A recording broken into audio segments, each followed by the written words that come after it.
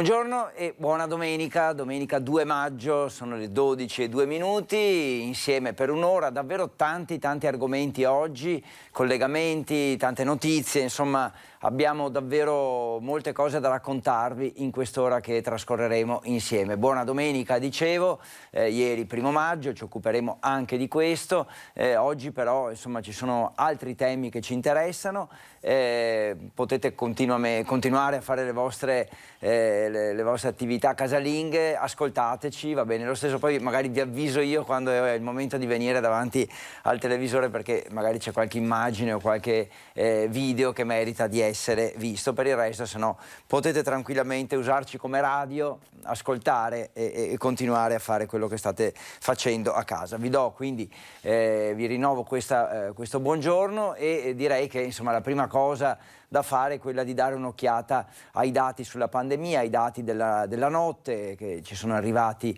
da Azienda Zero, quindi non perdiamo tempo e vediamo subito che cosa è accaduto durante la notte. Come vedete sono i dati aggiornati alle 8 di questa mattina. I casi positivi, i nuovi casi positivi totali in Veneto sono 163, insomma, un numero basso in effetti, ecco, speriamo che continui così, mentre gli attualmente positivi, cioè chi è attualmente positivo, sono 21.740 cittadini. Anche questo è un dato che si sta abbassando.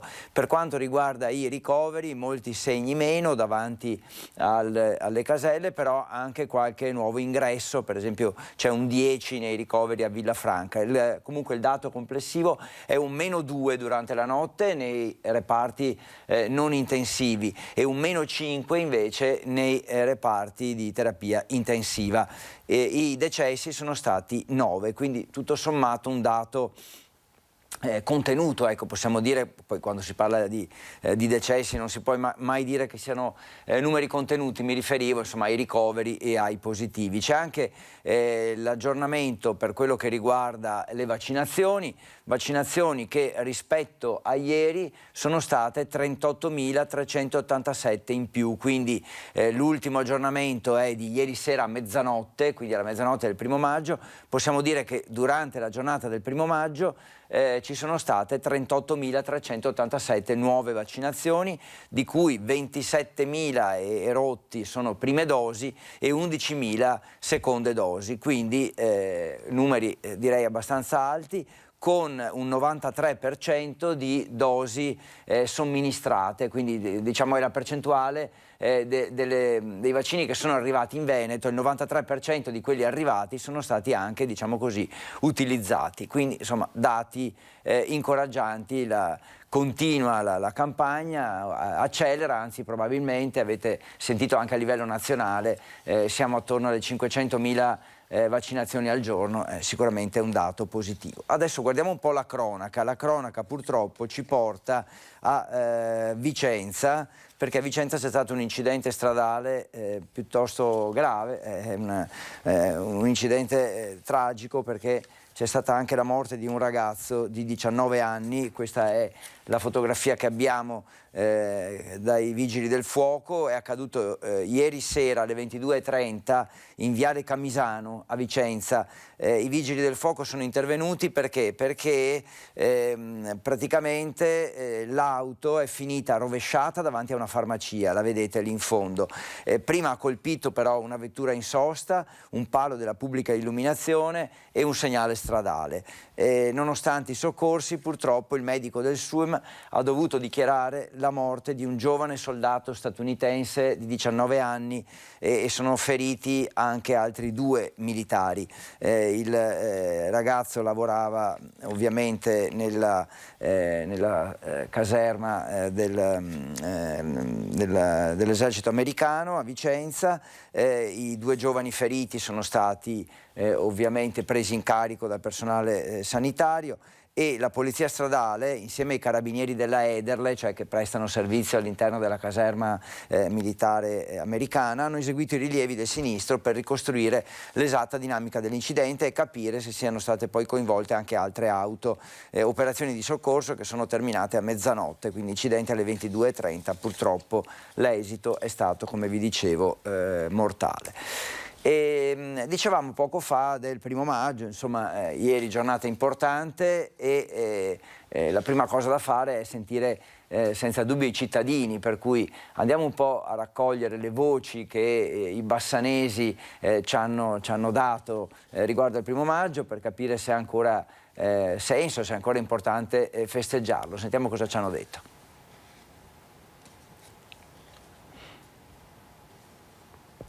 Il 1° maggio è la festa dei lavoratori, ma l'ansia per la crisi è tanta. Una festa che in molti continueranno a festeggiare anche quest'anno senza un lavoro. Sarà ancora importante la festa del 1° maggio? Siamo andati a chiederlo ai bassanesi. Speriamo di sì, insomma, che sia una festa ancora da sfruttare, una giornata da sfruttare, insomma. Lei cosa pensa nel personale? Cosa penso? Che con questo periodo così non è che sia da festeggiare moltissimo, comunque dai. Il lavoro è importante ed è importante soprattutto tutelare, proteggere, consentire.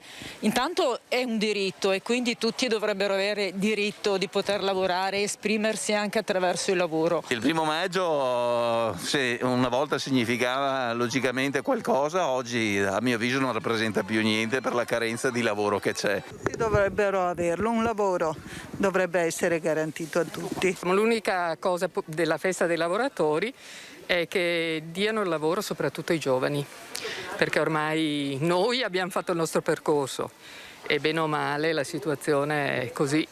Però i ragazzi giovani dovrebbero agevolarli sicuramente di più in tante cose. In un anno come questo è fondamentale perché pensiamo a quante persone hanno perso il lavoro, a quanta insicurezza. Ecco, abbiamo il grande piano appena approvato dalle Camere e questo dà speranza.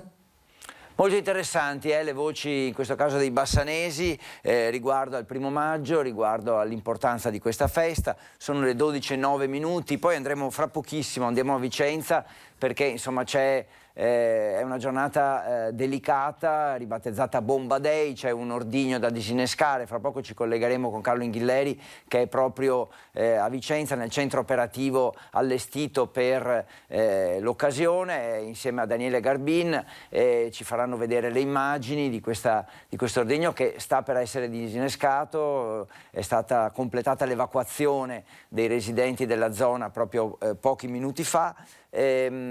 Parliamo ancora di 1° maggio, che è ovviamente la festa dei lavoratori. Prima però con la cronaca siamo andati a Vicenza, vi ho raccontato dell'incidente stradale che c'è stato ieri sera e che ha visto la morte di un giovane militare americano, per dirvi che c'è stato un altro incidente questa mattina a Camisano Vicentino, proprio pochissimi minuti fa, in via Pavia. Uno scontro tra due auto, però sembra che ci sia una donna ferita ma che non sia in gravi condizioni, quindi probabilmente insomma è stato un incidente non di grave entità quello che si è verificato in via Pavia a Camisano Vicentino. Dicevo dei lavoratori, allora insomma, abbiamo sentito i cittadini bassanesi, adesso con l'assessore regionale al lavoro Elena Donazzan sentiamo un po' il senso del 1° maggio dal punto di vista dei lavoratori. Una festa che quest'anno lascia un diverso sapore in bocca. Il 1° maggio diventa come non mai momento di riflessione, come ci ha detto l'assessore regionale al lavoro. Noi dobbiamo dire che è un momento di riflessione, ma che non può esserci una festa se non c'è il lavoro.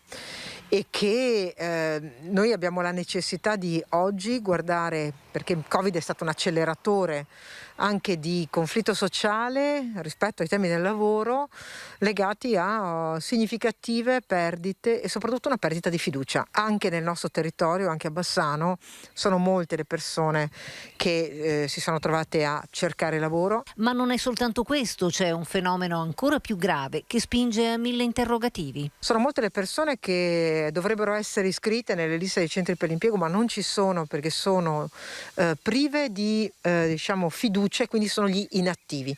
E poi c'è un settore che mi preoccupa particolarmente ed è quello del bar, della ristorazione, tutto ciò che era legato a un turismo, la nostra città e il nostro territorio. Pensiamo a tutto ciò che riguarda Asolo, Marostica, Bassano, noi siamo centrali rispetto a questo. Questo segmento è il segmento che sta perdendo di più e lì sono anche scomparse le imprese e su questo dobbiamo interrogarci.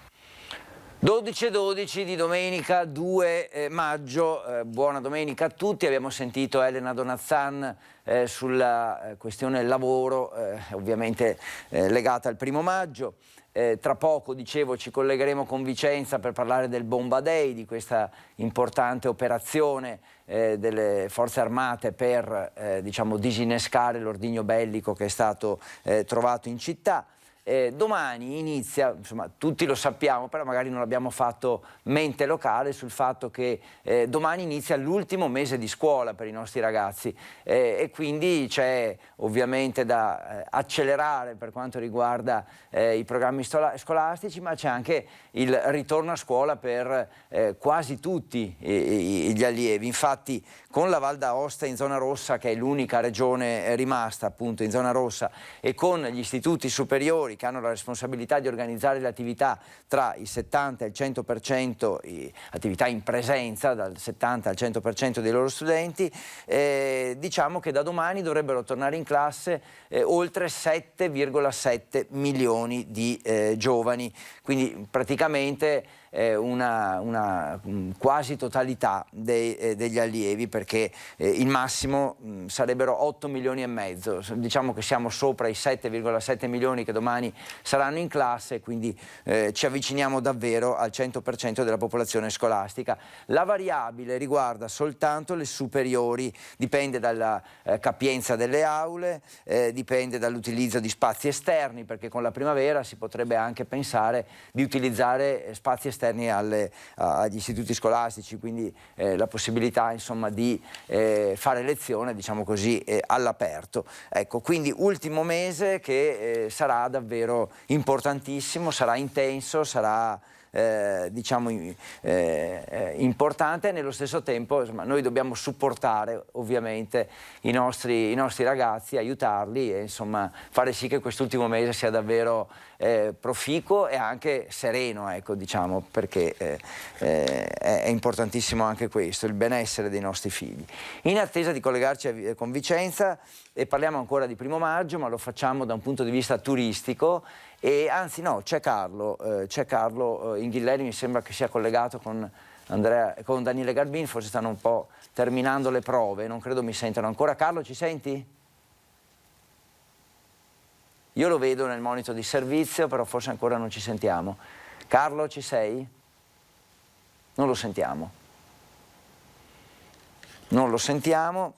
In attesa, che sta finendo, diciamo, la parte di preparazione tecnica, diciamo così, vi segnalo anche nel frattempo, sempre per quanto riguarda la cronaca, il soccorso che c'è stato durante la notte con il soccorso alpino della Val Biois, che ha aiutato 2 escursionisti che erano in difficoltà nella zona del Lagordino, in particolare sul Monte Alto di Pelsa. Abbiamo anche una foto, anche se ovviamente è una foto che non rende tantissimo, per il fatto che insomma, è scattata ovviamente di notte durante il soccorso che c'è stato, quindi credo che non si capisca ancora. Ecco, vedete, insomma, non è che sia facile riconoscere anche i soccorritori. Comunque sono stati aiutati questi 2 ragazzi che erano a 1750 metri di altitudine, rallentati dalla presenza di neve, e avevano scarpe non forse proprio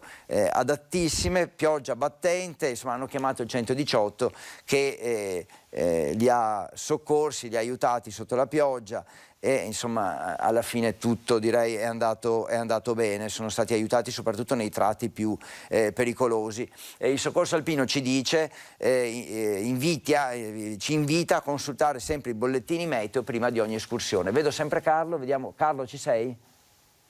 Non ti sento però. Io non sento Carlo, quindi dobbiamo ancora rimandare di qualche secondo. Ieri era prevista, dicevo, allerta meteo e neve fino a 1400 metri, quindi insomma forse un'occhiata un po' più da vicino alle previsioni del tempo sarebbe stato opportuno darla, proprio per evitare insomma di essere in difficoltà. Non so se riprovare con Carlo, che probabilmente mi sente, ma siamo noi che non sentiamo lui. Probabilmente il problema è quello. Allora magari per verificare bene il collegamento, nel frattempo andiamo ancora a parlare di cronaca, diciamo così, o comunque insomma di quanto accade legato al 1° maggio, legato al turismo, legato a Jesolo in particolare, e così ci andiamo a fare un viaggetto a Jesolo, dicevo, per capire un po' come si sta preparando la città turistica, come insomma sta vivendo queste ore, come ha vissuto le ore del 1° maggio. Sentiamo. Tutto sommato il sole ha fatto capolino in mattinata, facendo decidere molti pendolari da tutto il Veneto a raggiungere le località balneari.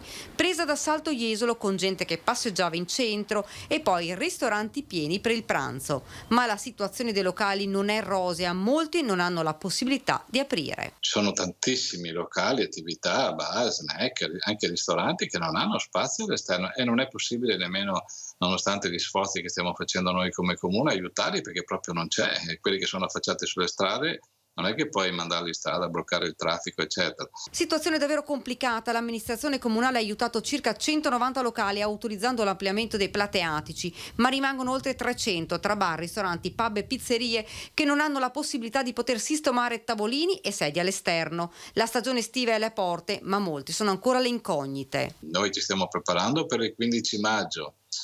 Sicuramente ci saranno diversi italiani, veneti, ma non solo.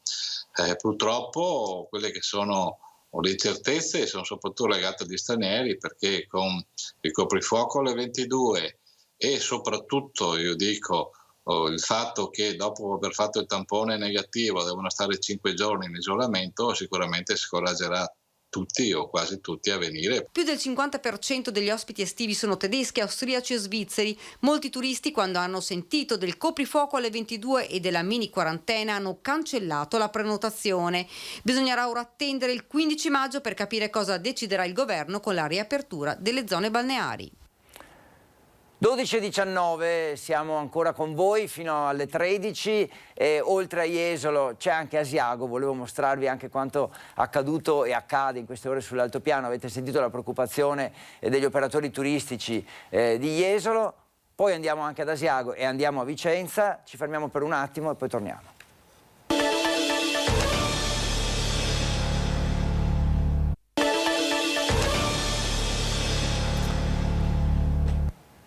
12:21, non perdiamo tempo, andiamo subito a Vicenza, abbiamo ripristinato il collegamento e insomma bomba day. Carlo, raccontaci un po' cosa sta succedendo in queste ore. Tu sei in Piazza dei Signori con il sindaco, ritrovato questo ordigno, operazioni di evacuazione, insomma facci un po' il quadro, il punto della situazione.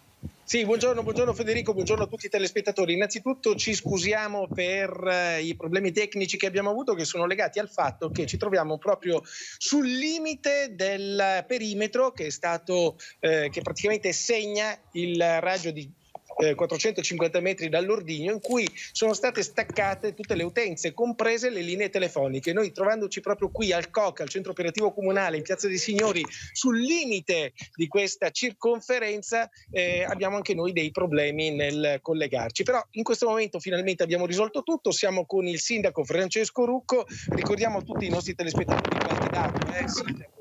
Per esempio che in questo momento l'evacuazione riguarda qualcosa come 3.076 residenti, pari a 1.608 famiglie. Di questi 3.000 e passa residenti, 500 sono fragili. Sì, sono fragili, che abbiamo assistito fin da questa mattina all'alba. Alle 5:30 abbiamo curato con i servizi sociali, la protezione civile, il SUEM, passaggio in una struttura protetta che è quella del Villaggio del Sole, dove sono ospitati. Sono anche passato a trovarli e devo dire che ho trovato anche soddisfazione nell'assistenza, quindi da questo punto di vista tutto bene. Le famiglie sono all'interno le famiglie di autosufficienti, diciamo, sono all'interno, quelle che hanno chiesto il supporto sono pochi, sono all'interno del B55, il centro giovanile, centro culturale giovanile, mentre per quanto riguarda le persone allettate le abbiamo trasferite all'interno dell'US e sono tutte state ospitate all'interno dei reparti dell'ospedale. Ecco, ricordiamo ai telespettatori che ci troviamo in un bomba day, però non come quello del 2014, un bomba day straordinario perché avviene in tempo di Covid. Ci sono dei casi di positivi che avete dovuto poi gestire, perché poi lì c'è il problema di isolarli.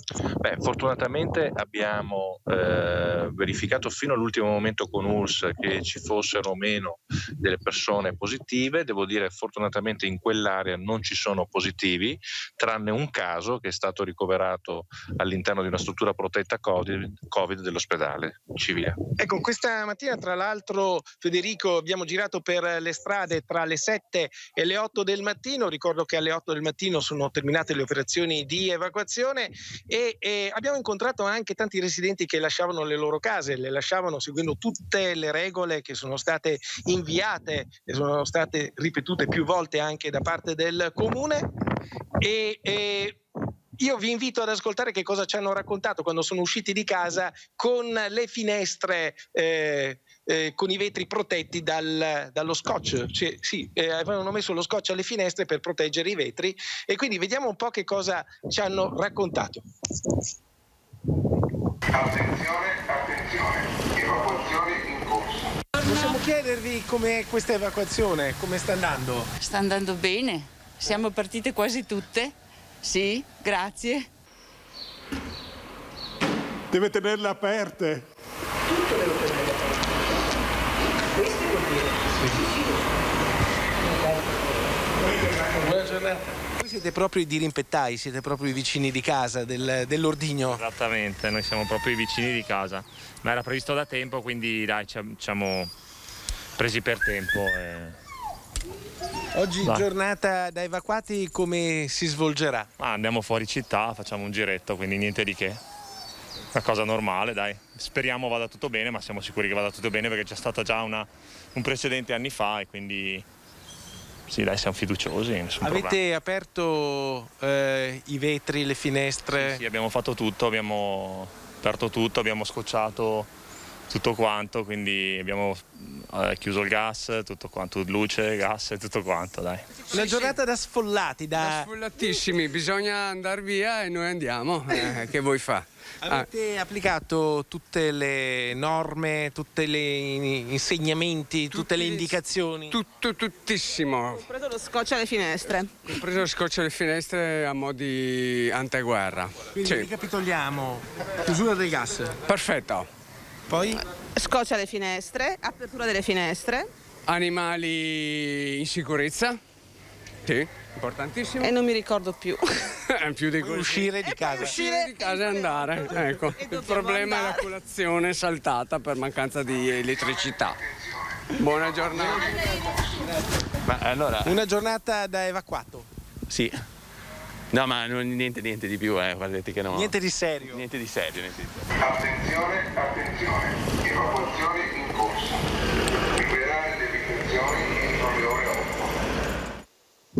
E questo che avete sentito era il megafono che annunciava appunto che l'evacuazione era in atto, come vi abbiamo raccontato poi si è conclusa alle 8 del mattino. Molti hanno dovuto lasciare le finestre aperte per questioni di sicurezza, però molti erano anche preoccupati a lasciare le case aperte in questo modo. Beh, le prescrizioni sono state date naturalmente dall'esercito e sono di prassi in situazioni simili. Abbiamo allestito comunque in questo momento, ci sono 10 pattuglie che stanno controllando il territorio, la zona diciamo dei 450 metri di raggio e è un controllo costante. Abbiamo utilizzato anche i droni dall'alto proprio per avere una visibilità complessiva e quindi insomma si sta svolgendo tutto regolarmente. E lei, sindaco, ha dovuto richiedere anche lo stato di emergenza comprensivo di tutte le spese, un totale complessivo di quanto?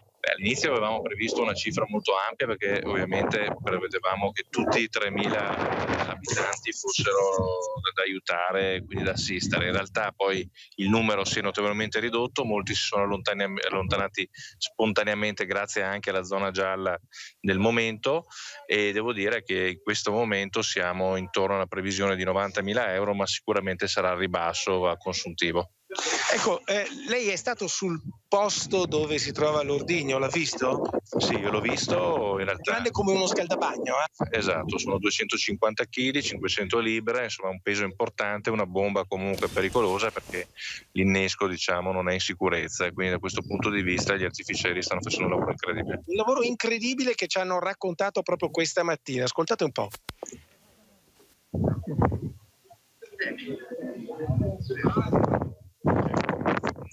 Ecco, adesso dovrebbe partire la gestione. Una volta che avremo conferma che la zona è in sicurezza, potremo procedere con le nostre operazioni, che si baseranno su una tipologia di strumentazione che è questa qua, che effettuerà un taglio con l'acqua proprio, acqua ed abrasivo, sì.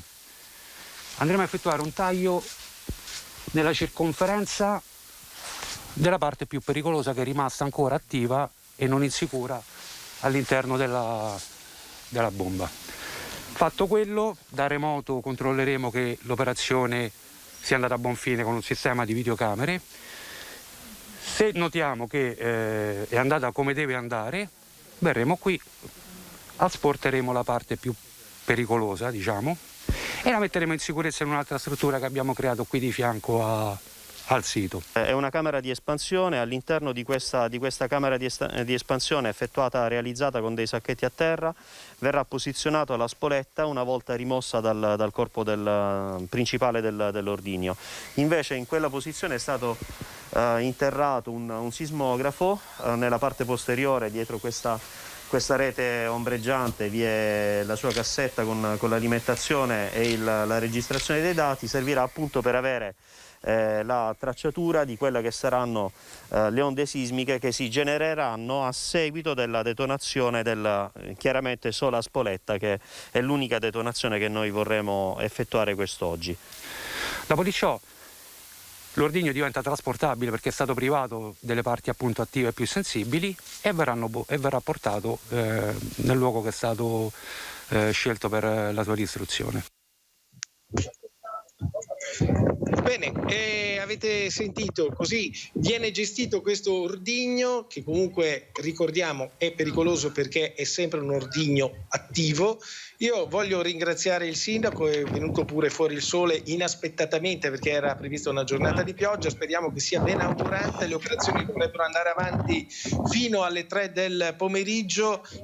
Sindaco, è in contatto in questo momento con i militari che stanno operando sul posto? Sì, siamo in stretto contatto naturalmente all'interno del CCS con il prefetto e tutte le autorità competenti e stiamo andando avanti bene rispetto alle tempistiche previste. Speriamo di poter riaprire il centro già nel primo pomeriggio così da ridare una normalità ai concittadini. Grazie Carlo. Le attività produttive che sono state colpite dalla chiusura del Covid. Grazie Carlo, grazie al sindaco, naturalmente.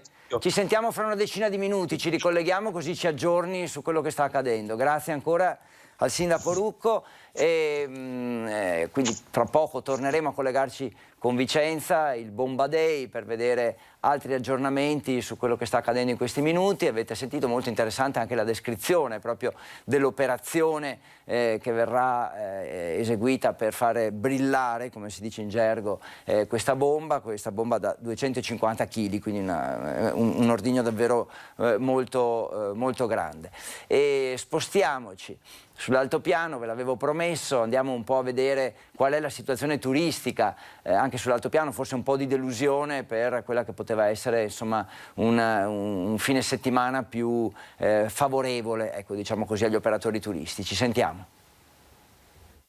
Il ponte del 1° maggio rappresenta l'avvio della stagione turistica estiva per l'altopiano dei 7 comuni. Ma quest'anno il meteo inclemente, le temperature ancora piuttosto basse e l'emergenza coronavirus rischiano di far slittare sul calendario questa data molto importante. Il ponte del 1° maggio rappresenta da sempre per l'altopiano di Asiago quella data che proietta tutto il comparto turistico verso l'organizzazione dell'ospitalità estiva e verso la bella stagione. Oggi però guardiamo con molta preoccupazione quelle che sono le nostre possibilità di organizzare e di garantire dei servizi idonei alla frequentazione della montagna in primavera e in estate. Ci sono ancora delle temperature molto rigide e in primavera ad Asiago, nell'altopiano, registriamo spesso degli acquazzoni. Pertanto per noi è impossibile utilizzare con certezza gli ambienti esterni e avviare quelle che sono le attività di somministrazione e di ristorazione che garantiscono i servizi indispensabili per i nostri ospiti. Non è questo il momento delle polemiche, anzi, l'occasione deve portare a un nuovo modo di pensare alle politiche turistiche. Qualcuno ha già intrapreso questa strada, che sta dando buoni frutti. Non serve alzare i toni, tantomeno fare polemica, ma servono le azioni concrete legate alla promozione e alla valorizzazione di questo territorio.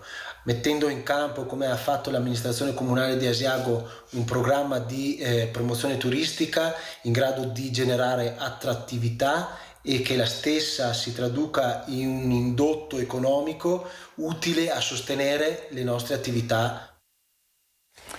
Allora abbiamo sentito anche la situazione in altopiano e cosa si aspettano gli operatori turistici. 12:34, abbiamo parlato di cronaca, diamo un'occhiata di nuovo al bollettino della pandemia.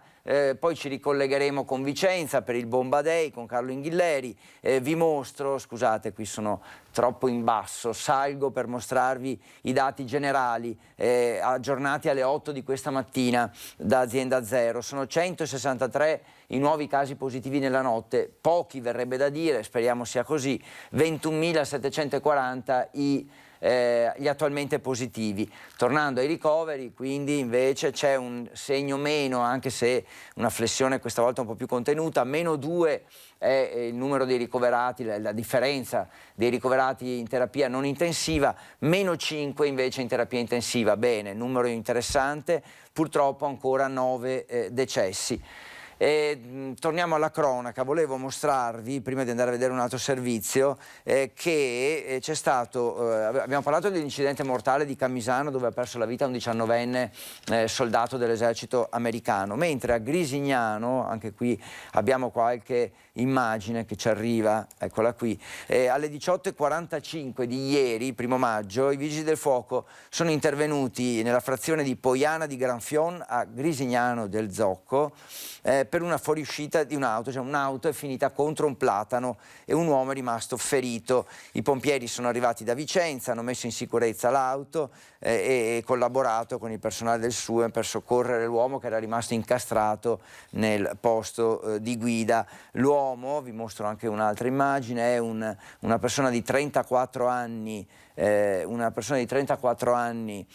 che è stato stabilizzato dai sanitari, poi trasportato in eliambulanza in ospedale in codice rosso, quindi condizioni comunque direi abbastanza gravi. C'era un'immagine, eccola qui, in cui si vede anche proprio l'elicottero del SUEM. L'albero ha fermato la corsa dell'auto che sarebbe finita nel torrente Ceresone. Rilievi dei carabinieri e operazioni di soccorso durate circa un'ora da parte dei vigili del fuoco. E torniamo a parlare di Covid, torniamo a parlare di lavoro, 1° maggio, per capire un po' la situazione nel settore dei tassisti, qual è la situazione, colpiti anche loro molto dalla pandemia. Il 2021, se va avanti così, è molto critico. Ci sono delle richieste nazionali da parte dei taxi di avere un anno bianco fiscale e altre cose, perché non si può andare avanti così. Meno 57% è la contrazione del fatturato in un anno di Covid registrata dal settore taxi a Vicenza. Lo comunica la CGA di Mestre, che ha stimato in 821.000 euro il calo del volume d'affari. Abbiamo perso tutta una fetta di mercato che dalla parte serale dei locali notturni, ristoranti e altre attività che erano di sera, più l'attività che viene a mancare è quella della stazione, quindi di arrivo di treni con personale che veniva a Vicenza per lavoro, quindi soggiornava, andava in albergo e andava a mangiare. Inoltre la cittadinanza è sempre più povera, fra cassa integrazione e altre cose, e quindi l'utilizzo del mezzo taxi viene fatto solo quando necessario. A Vicenza i 41 tassisti con regolare licenza per il momento intendono stringere i denti e ancora resistere, ma chiedono che vengano distribuiti i fondi già stanziati dal decreto sostegni. Subito va inoltre rilanciato un settore in particolare. Turismo, bisogna che Vicenza si dia da fare, perché mancando oggi e secondo me per molto tempo gli uomini che venivano e le donne che venivano in città per lavoro o riempiono gli alberghi col turismo o la cosa si fa grave. Io spero che sia allargato la fascia serale, perché sennò è inutile aprire i locali se dopo devi scappare via. Sia ridotto magari il posto a sedere, sia garantito di star dentro, perché mangiare all'aperto se dopo cambia il tempo diventa un problema. Piuttosto meno persone, una fascia più larga di apertura, e quindi il ristoratore è contento, noi li portiamo avanti e indietro e l'economia dovrebbe ripartire. Così fa fatica secondo me. Altra notizia importante è quella dello sblocco, a quanto pare, dei finanziamenti per l'alta velocità Vicenza-Padova, 10 miliardi. Ora la vera sfida, dicono i politici regionali, è completarla per le Olimpiadi di Milano-Cortina del 2026 e poi anche Padova-Bologna via Monselice su binario dedicato. Quindi una buona notizia e uno sprone, diciamo, a completare al più presto i lavori. Primo maggio con, dicevamo ovviamente, la questione lavoro e con i politici, ancora una volta in primo piano, che si stanno organizzando per rispondere alle istanze di lavoro già nei prossimi giorni. Sentiamo che cosa ne pensa Nicola Finco. Il 1° maggio è la festa dei lavoratori, ma in quest'epoca di pandemia e sofferenza la celebrazione assume un altro valore. Ha un significato particolare perché veniamo da un anno di grandi crisi dove abbiamo perso in Veneto più di 60.000 posti di lavoro.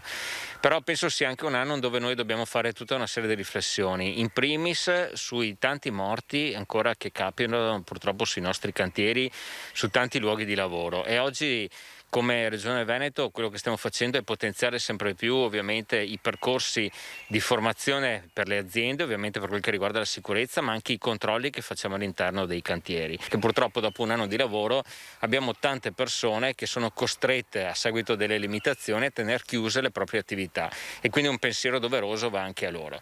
La sfida del futuro è la gestione delle tante persone che hanno perso e perderanno il lavoro, utilizzando al meglio anche le risorse contenute nel Piano Nazionale di Ripresa e Resilienza. Fondamentale, soprattutto nei prossimi mesi, sarà cercare di ovviamente aiutare tutte quelle persone che hanno perso e perderanno il posto di lavoro a essere reinserite all'interno del sistema economico veneto. Sembra impossibile, però ancora oggi tante aziende cercano del personale di una certa professionalità e oggi penso che il dovere principale da parte delle istituzioni è accompagnare ovviamente i tanti lavoratori e reinserirli all'interno delle aziende che abbiamo sul territorio veneto.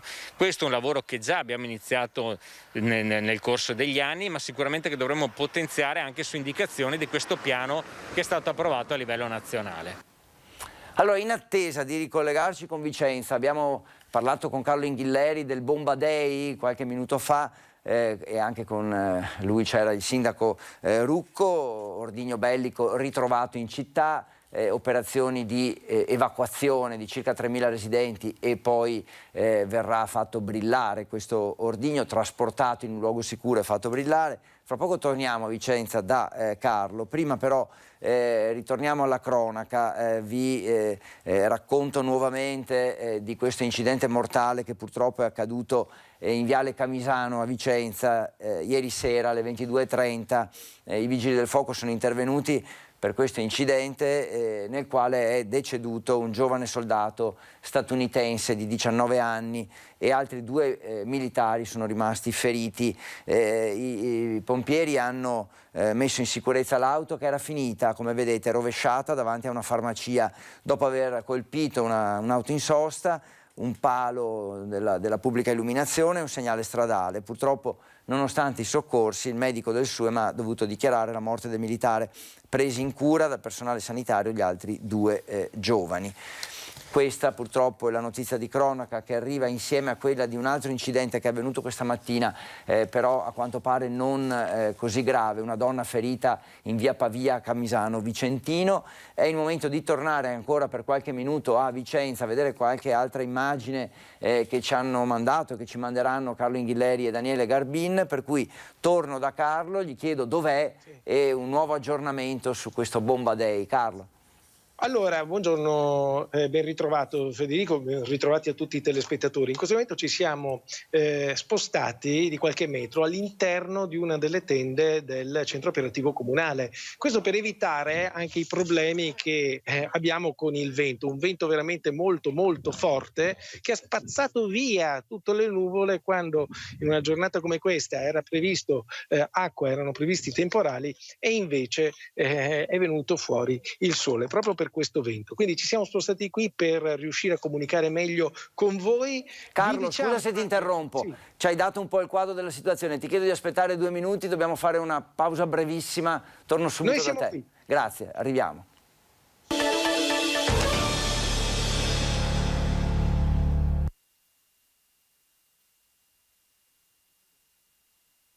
Ah, ok, no, vabbè, Carlo, ti ridò la linea subito, 2 minuti. Ma tu mi sentivi bene adesso? Sì, adesso perfetto, perché eri protetto, eri dentro la tenda evidentemente. Adesso non c'era più nessun fruscio. Sì, bene. Scusa, ma devo mandare la pubblicità per forza, 2 minuti. Ma certo, ci mancherebbe. Guarda, Fede. Sì. Guarda che ti lancio a breve, vi dico anche già che cosa lancio, perché altrimenti prima l'ho fatto in modo troppo No, ma lo sapevamo. Però vi ho preso un po' in contropiede. Allora, guarda, adesso lancio subito. –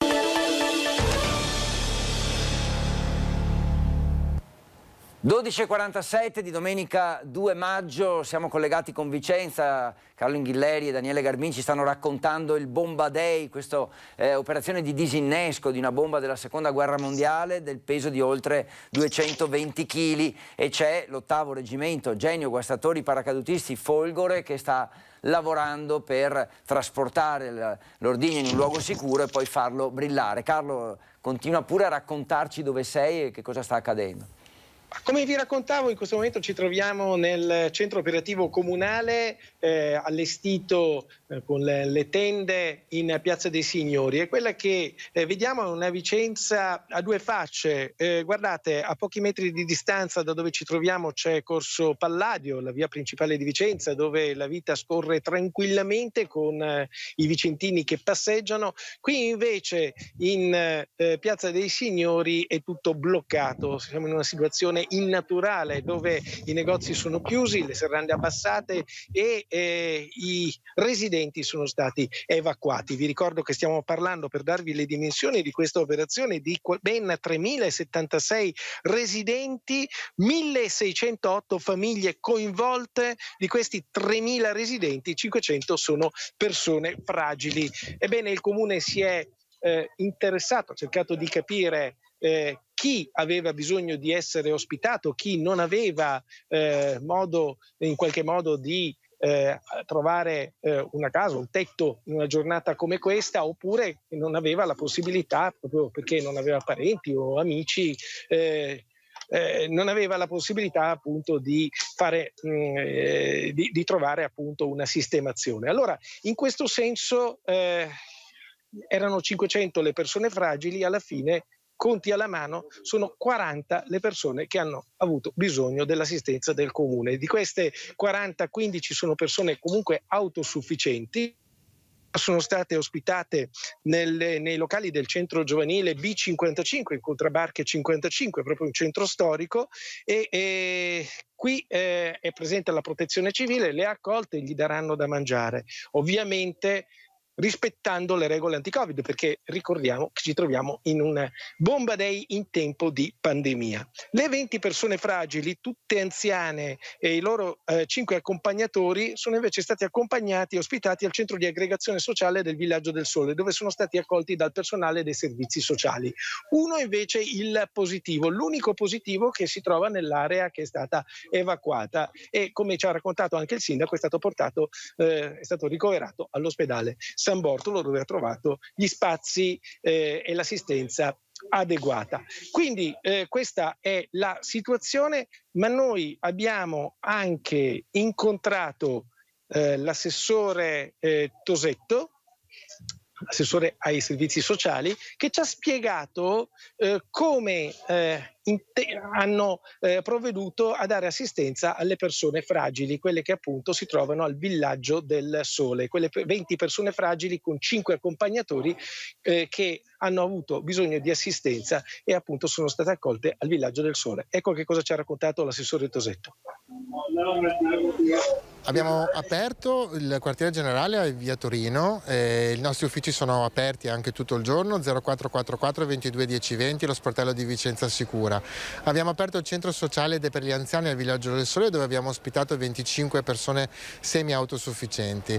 9 persone non autosufficienti invece sono state già da ieri ospitate presso il San Bortolo di Vicenza. Sono state oltre 1000 le telefonate che abbiamo fatto alle persone fragili, alle persone in difficoltà motoria, psichica, alle persone che hanno una disabilità o agli anziani. Molti hanno trovato ospitalità presso familiari o amici, altri invece sono stati ospitati e seguiti dai servizi sociali. Ecco, il lavoro che vi attende in questa giornata è importante perché avete a che fare con le fragilità. Sì, tanto è vero che questa mattina tutte le persone che sono state accolte in queste strutture le abbiamo innanzitutto fatto un tampone, anche se la maggior parte di queste sono state già vaccinate, ma per maggior prudenza abbiamo comunque fatto un vaccino. Sarà ovviamente dato da mangiare e abbiamo cercato di ottenere comunque tutte queste ore un minimo di accoglienza perché possono passare serenamente questa giornata nonostante le difficoltà anche fisiche che possono avere.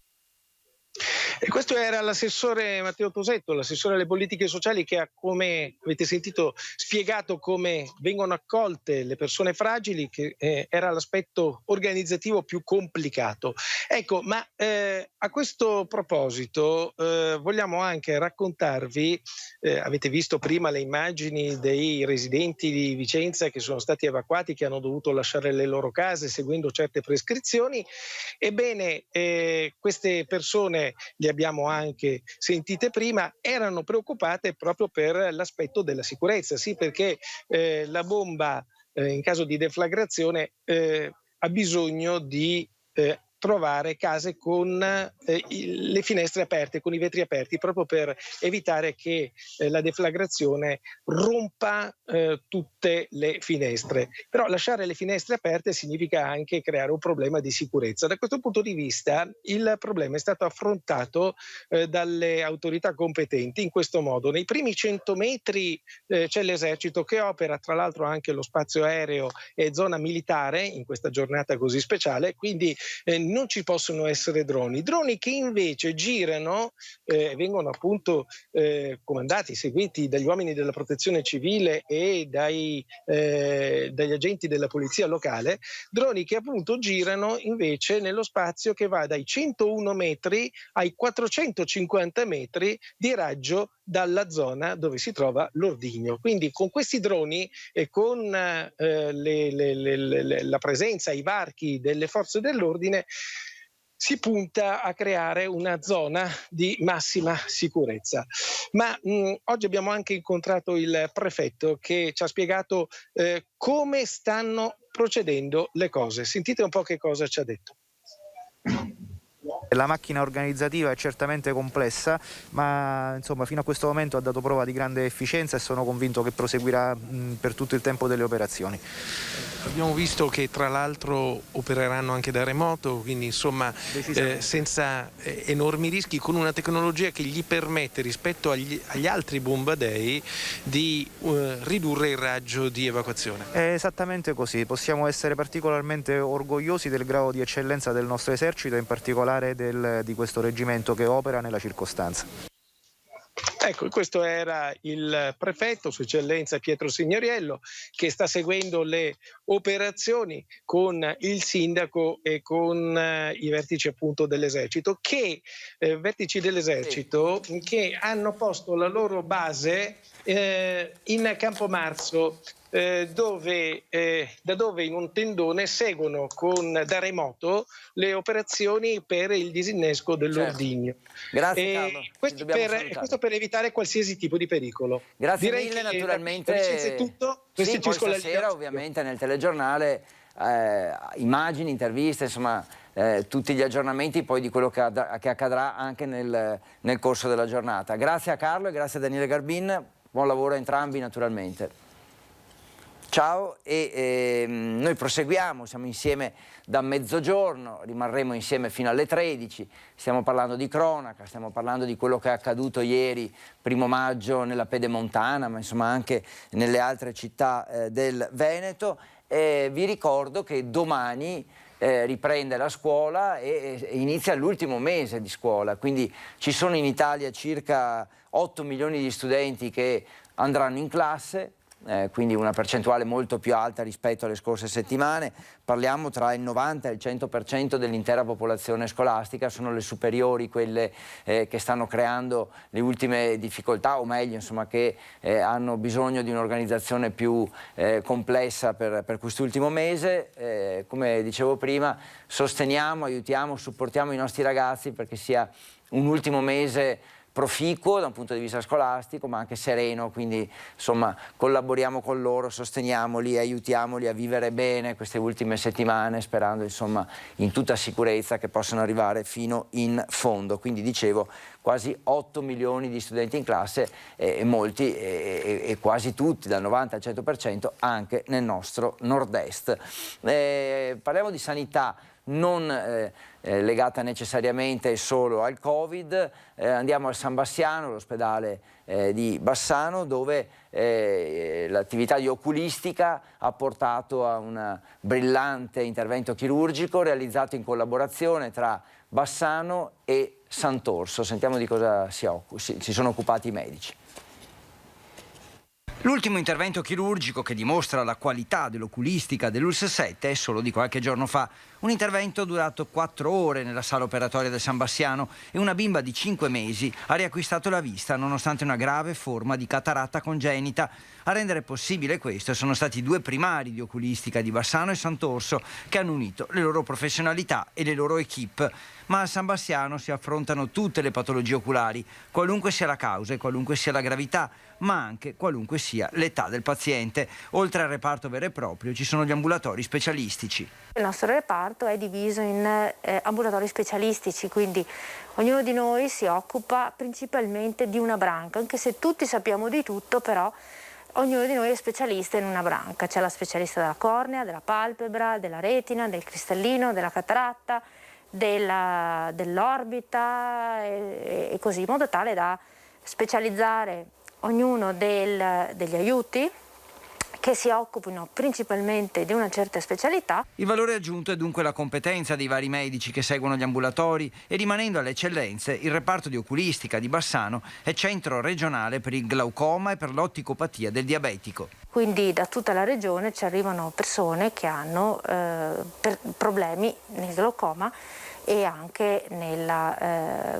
nell'otticopatia del diabetico, quindi siamo specialisti nell'affrontare questi due tipi di patologie particolari. La Regione ci ha riconosciuto questo tipo di eccellenza e quindi noi abbiamo accettato di buon grado e quindi abbiamo anche sviluppato questi temi che la Regione ci aveva affidato. È una cosa che deriva ancora da tantissimo tempo. Io quando arrivai qui 12 anni fa trovai già il centro regionale di riferimento che quindi poi sviluppai e portai avanti e approfittai di questa così diciamo eccellenza per sviluppare ancora di più. E poi la tecnologia con un gran numero di laser, tutti diversi tra loro per affrontare patologie diverse, e poi computer e microcomputer che arrivano a individuare le singole cellule dell'occhio. Infine, pensando alla formazione dei medici, Bassano è stato autorizzato a esercitare la docenza della chirurgia oculistica e quindi a ospitare medici specializzandi. Complimenti dunque al reparto di oculistica di Bassano, ma anche di Sant'Orso, che come avete sentito ha collaborato per l'operazione a questa bambina di soli 5 mesi. Sempre sanità, prima di salutarci, un'altra buona notizia che viene dal centro ricreativo Angarano, dove è stato recentemente installato un defibrillatore. Inaugurato un nuovo defibrillatore al centro ricreativo di Angarano per garantire una maggiore sicurezza ed un pronto intervento ai ragazzi e ai nonni del centro. La sensibilità del quartiere ha prevalso su tutte le altre azioni perché il defibrillatore è uno strumento in grado di salvare la vita. In Italia 72.000 persone all'anno sono colpite da arresto cardiorespiratorio e si riescono a salvare solo il 5% di queste persone. Da qui l'importanza del defibrillatore come strumento salvavita. Organizzeremo col Presidente dei corsi di BSLD per insegnare a più persone possibile l'utilizzo. Abbiamo un circolo ricreativo anziani che giocano a carte tutti i pomeriggi dell'anno, abbiamo i giovani che vengono a giocare a calcetto e quindi abbiamo pensato che fosse uno strumento utile di prevenzione. Questo significa avere la possibilità di intervenire in situazioni di difficoltà. Sono le 13:01 di domenica 2 maggio, siamo stati insieme un'ora, vi abbiamo mostrato, credo, tante immagini e vi abbiamo dato tante informazioni su quello che sta accadendo a nord-est nel nostro territorio. Io vi ringrazio per averci seguito, vi auguro una buona domenica, buon pranzo e naturalmente poi ci ritroviamo questa sera con i nostri notiziari. Arrivederci.